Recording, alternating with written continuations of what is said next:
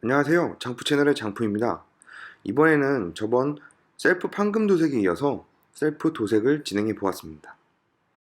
셀프 도색에는 DIY 도장 카페의 수원 이삭사랑님이 도움을 주셨습니다.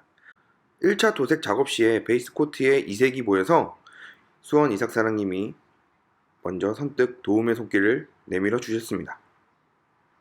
이 영상을 비롯하여 감사의 말씀을 다시 한번 전해드립니다.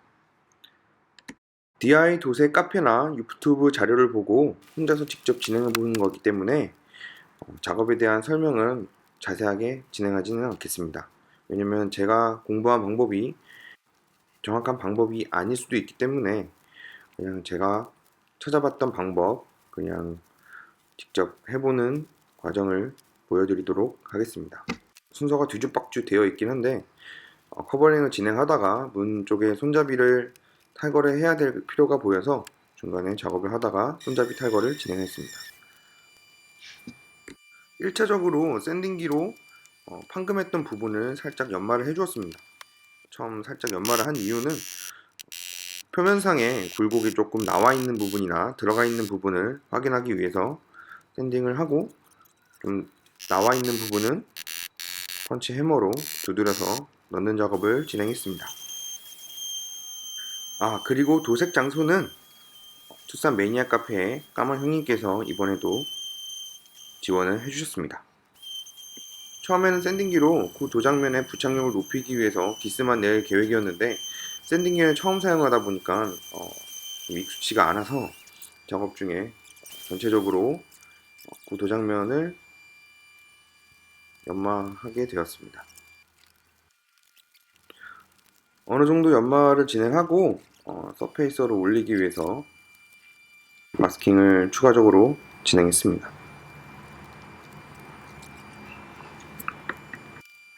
제가 서페이서를 먼저 한번 뿌려본 이유는 마찬가지로 서페이스를 뿌리게 되면 어느 부분이 좀 들어가는지 나왔는지 좀 확인하기 편하기 때문에, 그래서 한번 살짝 뿌리고 그 위에 퍼티 연마 작업을 진행했습니다.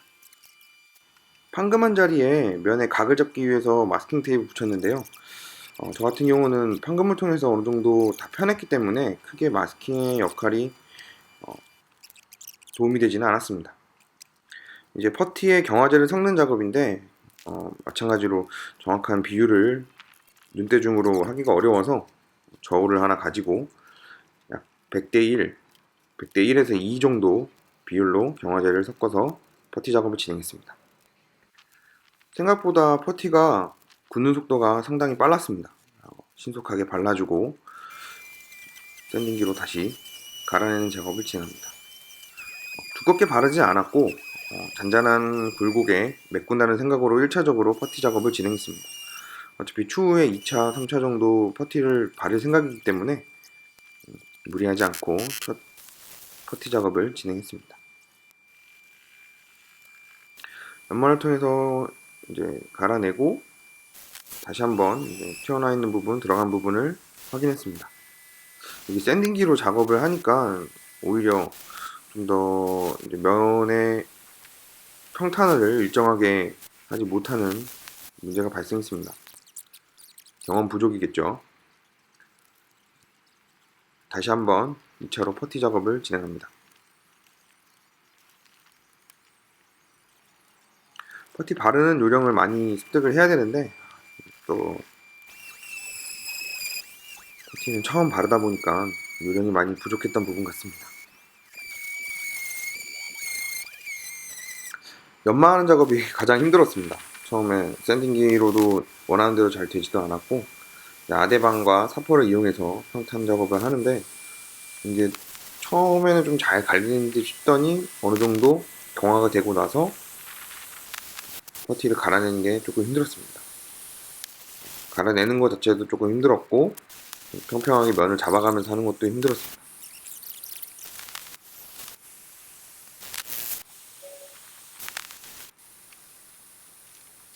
손으로 만져가면서 좀 깔끔하게 연마를 한다고 했는데 생각보다 쉽지가 않더군요.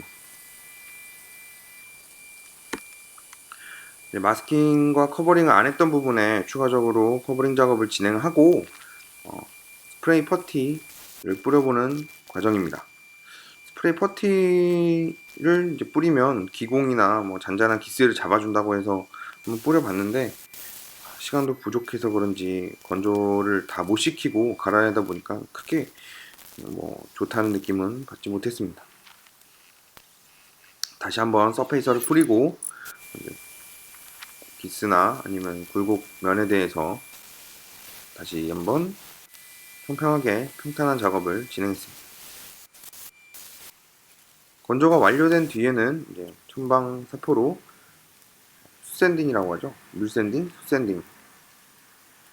서페이서와 기존 서페이서의 커버링 면을 평평하게 잡아주는 작업을 진행하고 전체적으로 첨방 사포로 기스를 내서 투명 클리어나 베이스 코트가 잘 부착될 수 있도록 밑바탕 작업을 진행했습니다. 서페이서와 도장면의 경계는 손으로 만졌을 때 턱이 느껴지지 않을 정도로 맨들맨들하게 될 때까지 연마 작업을 진행했습니다. 이제 베이스 코트를 뿌려보겠습니다. 송진포로 먼지를 한번 닦아내고 베이스 코트를 뿌렸습니다.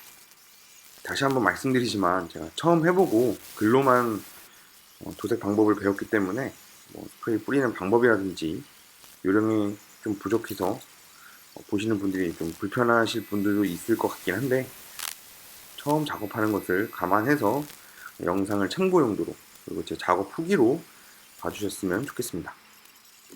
나름 1차, 2차 나눠서 베이스 코트를 뿌리고 중간중간 프레시 타임 주어서 건조를 시켜주었습니다. 이제 베이스까지 뿌리고 클리어 코트를 올려보도록 하겠습니다. 영상은 빠르게 재생되고 있지만 클리어 코트를 뿌릴 때는 생각보다 천천히 같은 속도로 중첩되는 구간을 생각해서 천천히 뿌려서 작업을 진행했습니다. 다 작업을 하고 커버링을 떼고 보았더니 이색이 발생하였습니다. 오른쪽이 기존 도장이고 왼쪽이 이번에 작업한 도장면인데 대충 봐도 광이 조금 안 나오긴 했지만 색이 확실히 다르다는 것을 볼 수 있었습니다. 그래서 일주일 뒤에 수원 이삭 사장님의 도움의 손길을 받아서 다시 한번 재작업을 진행했습니다. 기존에 도색했던 면을 사포로 다시 도장면을 벗겨내고 퍼티 작업을 다시 진행했습니다. 두 번째 퍼티 작업이라서 그런지 약간 과감하게 퍼티를 발랐습니다. 이번에는 샌딩기를 쓰지 않고 손으로만 다 퍼티 연마 작업을 진행했습니다. 역시 사람은 손맛이죠. 확실히 저는 샌딩기를 사용하는 것보다 샌딩기를 잘 사용하지 못했던 것도 있지만 손으로 직접 연마 작업을 하는 게 조금 더 디테일한 작업을 할 수 있어서 좋았던 부분 같습니다. 물론 힘들긴 했습니다. 퍼티를 갈고 또 갈고 또 갈고 계속 약 2시간을 걸쳐서 면을 만드는 작업을 진행했습니다. 와, 이 부분이 정말 힘들었던 부분 같습니다. 갈아도 평평한 것 같지도 않고 경계선이 또 퍼티가 뭉치기도 한 것 같고 본업의 업무를 마치고 수원 이삭 사장님께서 등장하셨습니다. 철판면이 보이면 부착력이나 부식 이런 부분에서 걱정될 부분이 하자 발생할 확률이 높아지기 때문에 얇게 퍼티로 살짝 발라주고 다시 한번 진행했습니다. 그 다음에 스프레이 퍼티를 뿌려서 마찬가지로 기스나 기공 혹은 이제 평탄 작업이 좀 덜 된 부분을 확인하는 작업을 또 다시 한번 진행했습니다. 역시나 미흡한 부분이 보여서 추가로 군데군데 퍼티 작업을 다시 한번 진행했습니다. 토치로 건조 작업을 좀 단축하기 위해서 약간 가해를 했는데 너무 가까이 갖다 대지 않고 약간의 열만 준다는 생각으로 토치로 건조 작업을 단축시켰습니다.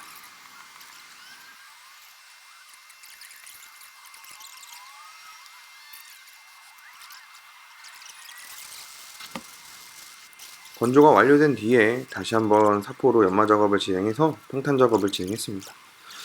아무리 계속 사포질을 해도 마음에 조금 들지는 않았지만 셀프로 하는 거고 처음 하는 작업이기 때문에 나름 제 자신과 타협을 보고 적당히 평탄 작업을 진행했습니다.